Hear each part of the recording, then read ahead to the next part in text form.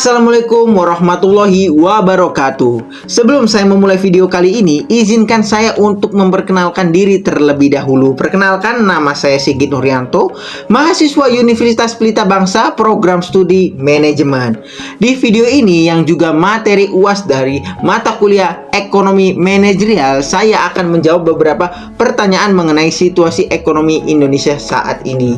Sebelum saya mulai juga, saya ingin mengucapkan terima kasih yang sebanyak-banyaknya kepada Bapak dosen pengampu dari mata kuliah ini, Bapak Dr. Purwanto, yang telah memberikan saya kesempatan untuk melaksanakan UAS dalam video kali ini. Oke, langsung saja ke pertanyaan yang pertama mengenai peran pemerintah dalam mengatur marketplace untuk melindungi UMKM. Kalau menurut saya sebagai masyarakat biasa, pemerintah memang perlu mengatur marketplace supaya persaingan usaha tetap adil, terutama untuk pelaku UMKM. Saat ini banyak UMKM yang mengandalkan marketplace sebagai tempat mencari penghasilan. Kalau tidak ada aturan yang jelas, mereka akan kesulitan bersaing dengan perusahaan besar atau produk impor yang dijual dengan harga yang sangat-sangat miring, murah sekali pokoknya. Menurut saya juga pemerintah perlu membuat kebijakan yang bisa melindungi produk lokal tanpa menghambat persaingan yang sehat.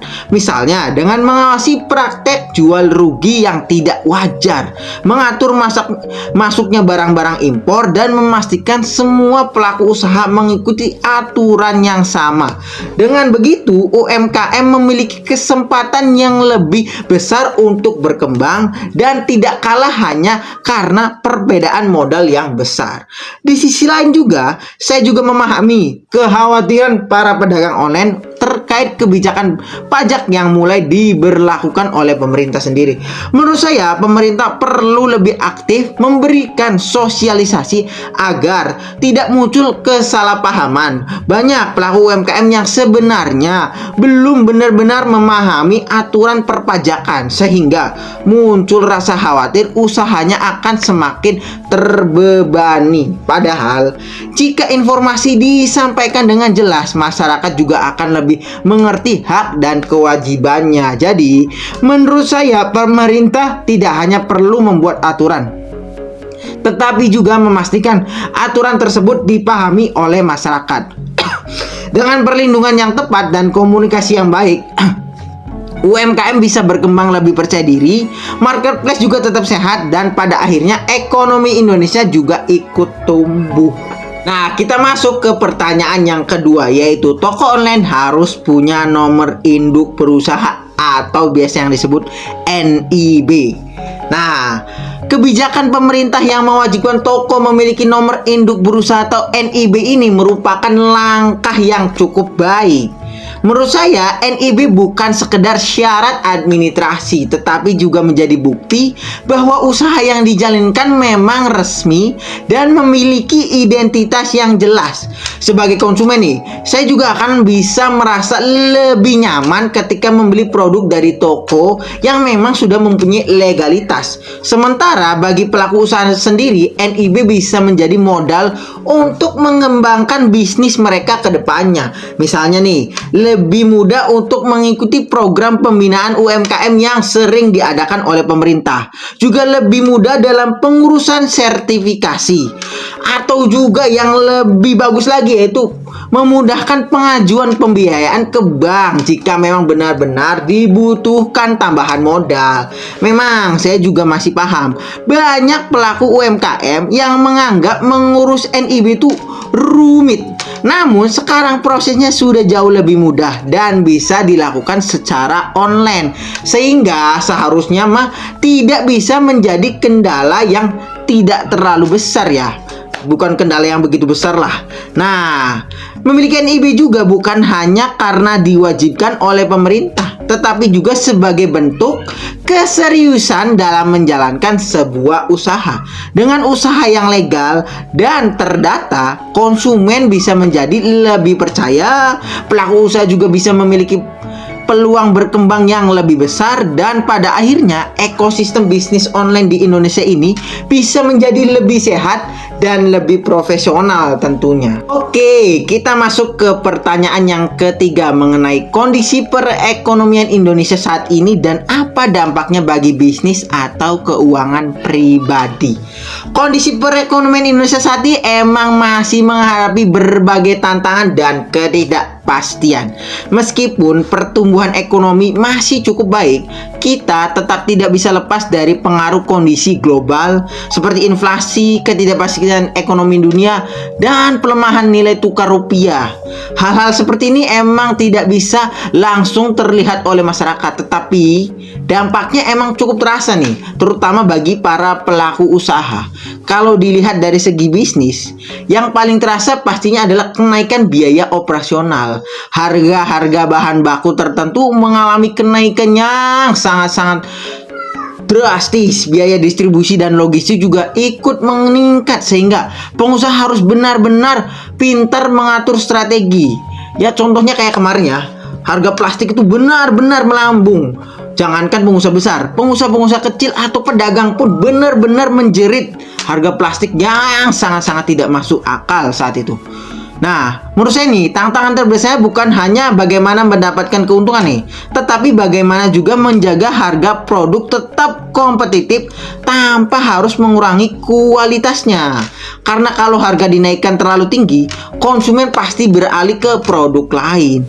Sebaliknya juga, kalau harga dipertahankan tetapi biaya terus naik, keuntungan usaha benar-benar semakin mengecil dan mengancam usaha tersebut. Jadi, pengusaha dituntut untuk lebih efisien, mulai dari mengelola stok, menekan biaya yang tidak terlalu penting, hingga memanfaatkan teknologi agar operasional bisa menjadi lebih efisien dan tentunya lebih hemat.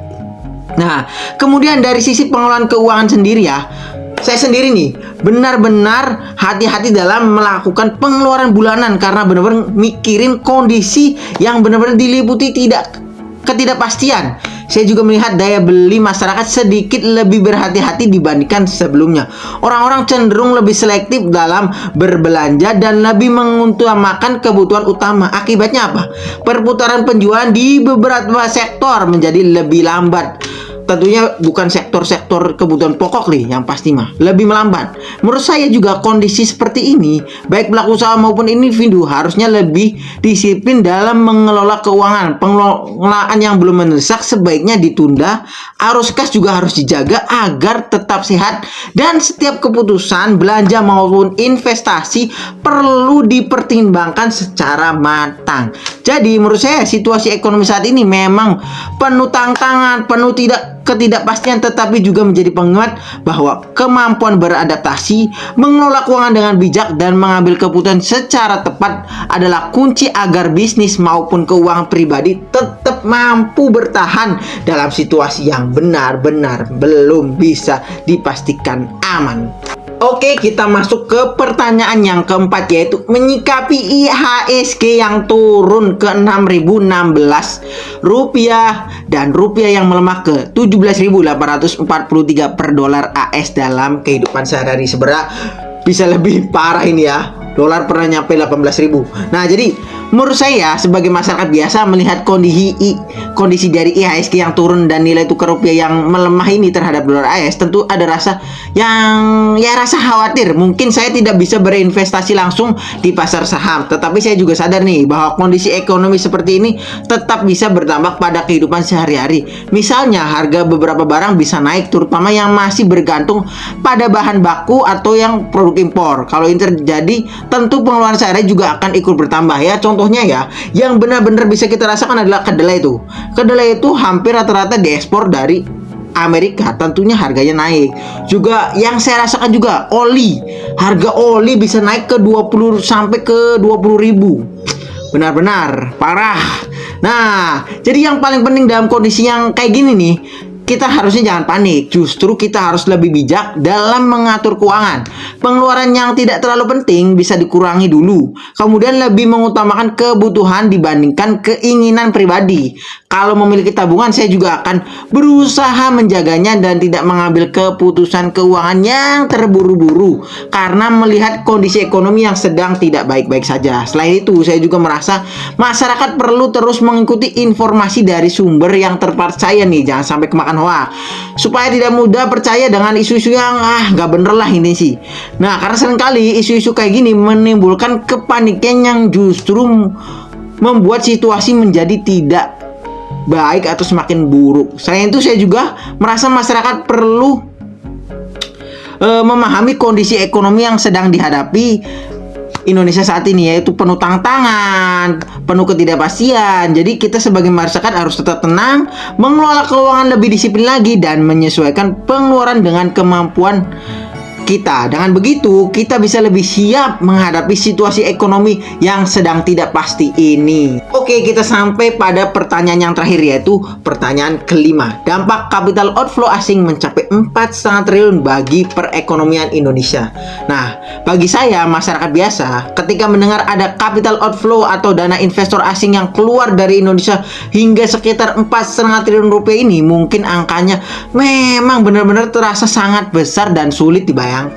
Tapi yang saya pahami juga, kondisi seperti ini bisa menjadi tanda bahwa kepercayaan sebagian investor terhadap kondisi pasar sedang benar-benar menurun, atau mereka memilih memindahkan dananya ke negara lain, terutama beberapa negara yang sedang menjamin investasinya dengan karpet merah seperti negara Vietnam yang benar-benar sedang tumbuh pesat.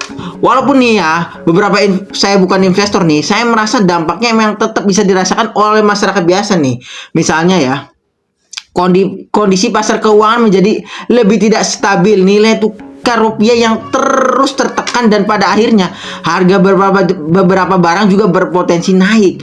Kalau situasi ini tetap dibiarkan dan berlangsung lama, dunia usaha juga bisa menjadi lebih berhati-hati dalam melakukan ekspansi atau membuka lapangan pekerja baru. Namun menurut saya juga, kita sebagai masyarakat juga tidak perlu langsung panik setiap mendengar berita seperti ini.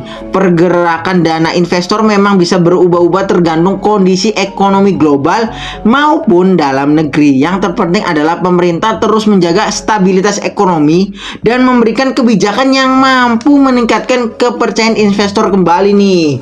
Sementara dari sisi masyarakat, kita cukup fokus mengelola keuangan dengan baik, tetap produktif, dan tidak mudah terpengaruh oleh isu-isu yang belum tentu benar juga. Dengan begitu, kita bisa menghadapi kondisi ekonomi yang penuh tantangan dan lebih tenang dan rasional. Sekian penjelasan dari saya tentang materi UAS yang kali ini.